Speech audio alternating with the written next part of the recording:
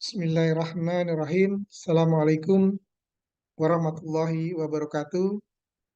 Bapak dan Ibu sekalian yang saya hormati, rekan-rekan sekalian yang saya cintai, narasumber Pak Beni yang kami juga berikan apresiasi karena beberapa hari ini menemani kami selaku calon praktik penggerak, dan tentunya ini adalah bagian daripada eh, pendidikan guru penggerak. Kami ingin menyampaikan eh, pemahaman kami tentang prinsip-prinsip pendidikan yang memerdekakan yang selama ini beberapa hari ini kami pelajari, dan saya pelajari runtut dari modul awal sampai di pertemuan ke-6 ini. Yang ingin kami sampaikan tentunya terkait dengan bagaimana prinsip pendidikan yang memerdekakan. Menurut saya, ada tiga hal atau 3 poin yang ingin kami berbagi. Yang pertama adalah bagaimana konsep itu menjadi suatu kesatuan utuh. 1, 2, dan 3 poin tersebut. Komitmen. Menurut saya komitmen adalah hal yang utama dalam setiap kegiatan, termasuk di dalam memahami prinsip-prinsip pendidikan yang memerdekakan.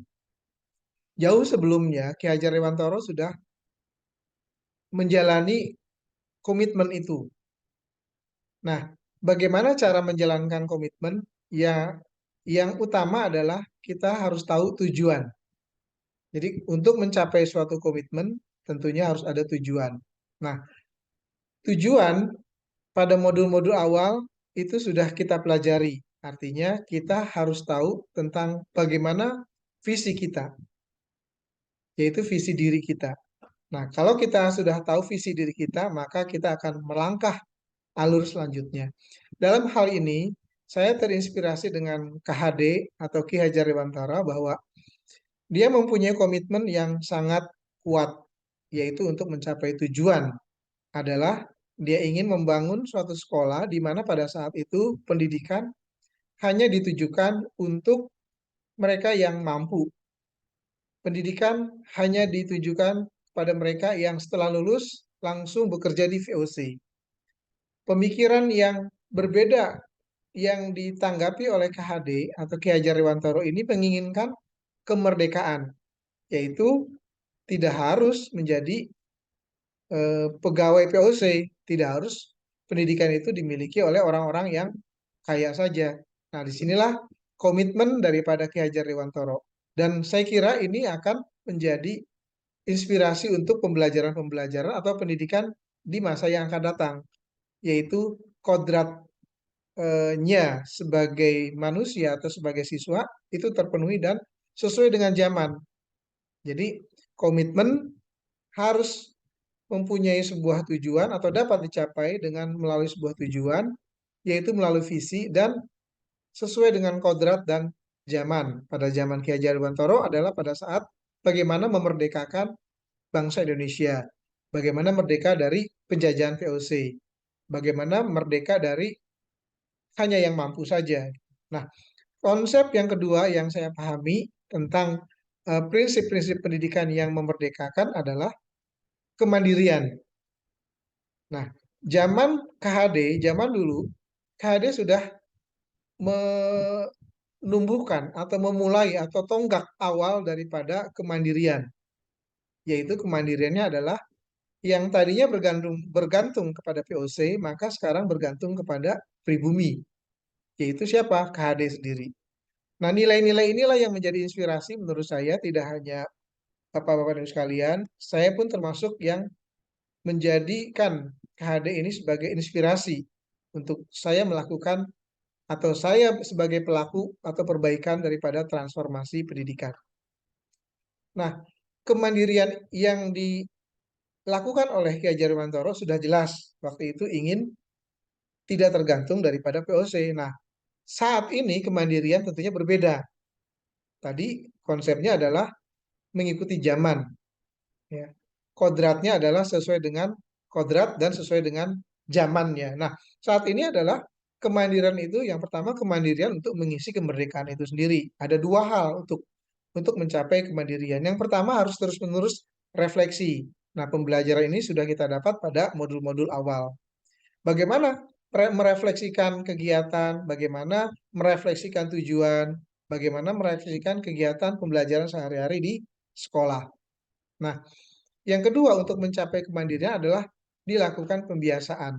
Nah, karena saya fokus di pendidikan anak usia dini, anak-anak itu seperti yang sudah disampaikan oleh Bapak dan Ibu sekalian tadi pada sesi awal mengenai kolaborasi, yaitu terkait dengan kemandirian atau pendidikan yang memerdekakan versinya KHD dan Montessori, itu adalah bagaimana anak-anak terus melakukan pembiasaan-pembiasaan. Contohnya melakukan kegiatan yang sebelum pembelajaran, adab, bagaimana berdoa, bagaimana berolahraga pada pembukaan, bagaimana bercerita pada saat pembukaan, kemudian bagaimana belajar inti. Jadi ada proses diskusi, ada menanyakan kegiatan apa yang ingin dipelajari sebelumnya dan sebagainya. Nah, ini adalah bagian daripada refleksi dan pembiasaan. Ada sekolah yang saya ketahui misalkan melakukan kegiatan berdoa, bernyanyi, dan hafalan-hafalan Quran dan sebagainya. Nah, ini adalah pembiasaan-pembiasaan disesuaikan dengan local wisdom.